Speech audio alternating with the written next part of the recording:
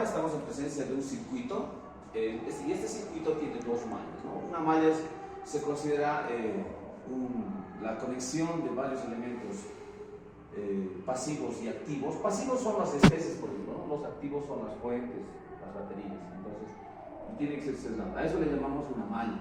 Entonces, acá tenemos una segunda malla, ¿no? Bueno, entonces este circuito tiene dos mallas y tiene los elementos que estamos viendo ahí, resistencias y fuentes.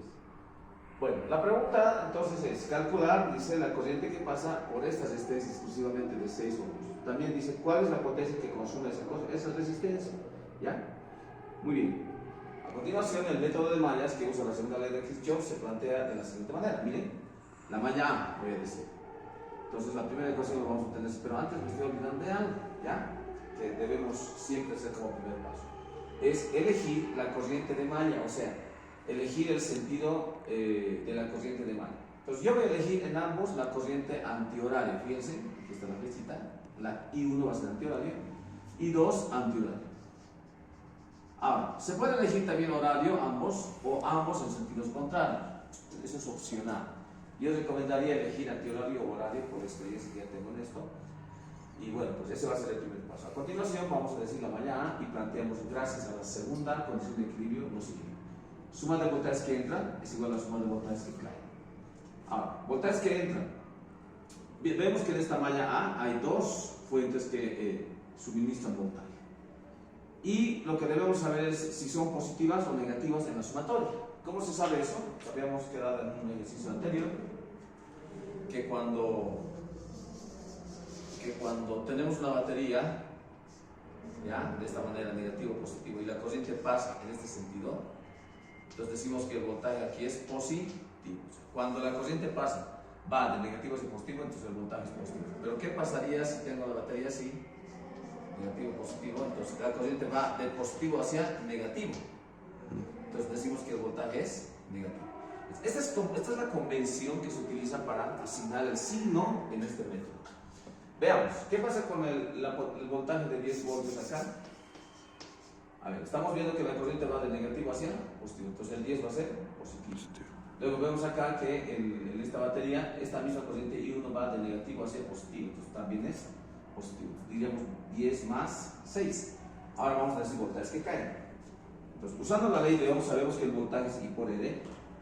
Entonces, con esa consideración, diremos, por aquí pasa una corriente I1 y multiplicamos por su resistencia. 3 I1, ahí está.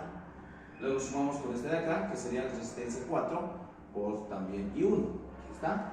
Más esta de acá, que es 6 ohmios, entonces diremos 6 por. Pero aquí vemos que hay dos corrientes, ¿no? Esta es una rama compartida.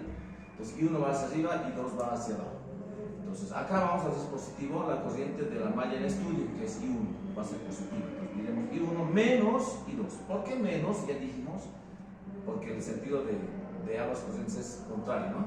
Este va hacia arriba y este va en sentido contrario, hacia abajo. ¿Ya? Entonces tenemos la primera ecuación con variables I1 e I2 de incógnitas.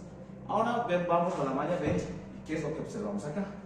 Los voltajes que entran, fíjense, también son dos. Vamos a ver, según I2, ¿cómo sería? Acá, por ejemplo, si ustedes se fijan, la corriente va de positivo hacia negativo, entonces será menos 6. Si vamos acá, la corriente va de negativo hacia positivo, entonces será más 5 voltios. Igual, ¿qué voltajes caen en cada elemento? Vamos, 5 y 2, miren, 5 por ahí pasa I2, más 6 por I2, ¿no ven?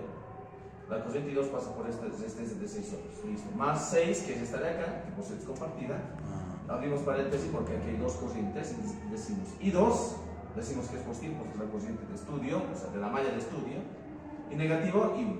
Fíjense ustedes que ahí tenemos un sistema de 2 por 2. Lo único que hay que hacer ahora es ordenar el método que ustedes quieran y seguramente van a hallar los resultados de las dos corrientes, I1 e I2.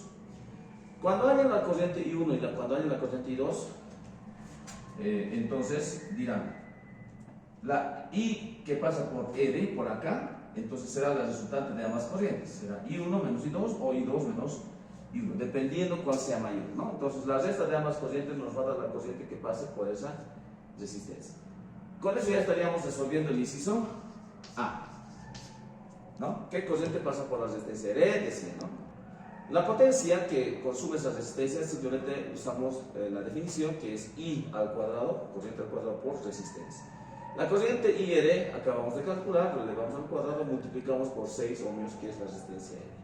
Bueno, con eso también calculamos la potencia.